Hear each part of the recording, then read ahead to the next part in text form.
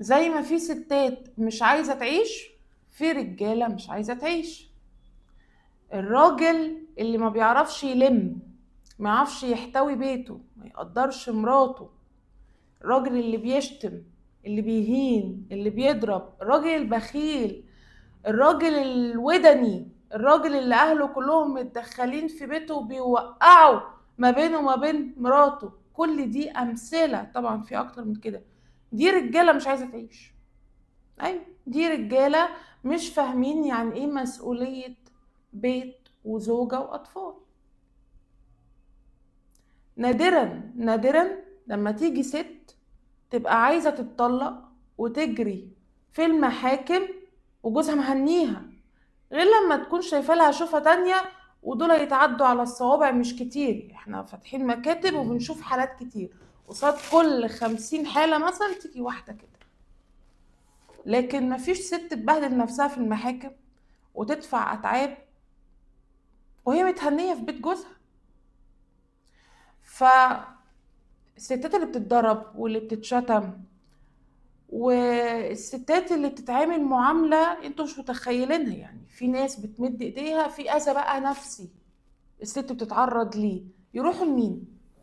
ما هي طبيعي تروح للمحكمة.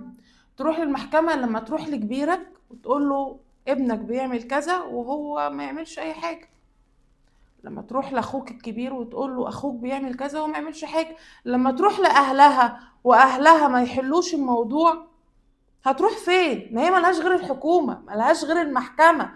تروح للمحكمة تاخد حقها وحق عيالها وترد اعتبارها. تحايل عليك تطلقها، لا مش هطلقك، خليكي زي البيت الوقف كده. انا بيت وقف، ما طبيعي تروح ترفع عليك خلع. انا مش فاهمه، هي بتتضرب وبتتهان مش عايشه كزوجه ليك، لا ده يعني كلمه خدامه او جاريه هيبقى مصطلح هين للي هي عايشه فيه. تكمل معاك ليه؟ ما هو طبيعي تجري على المحاكم. فساعتها انت راجل مش عايز تعيش، انت اللي راجل وحش، انت اللي خربت بيتك مش هي.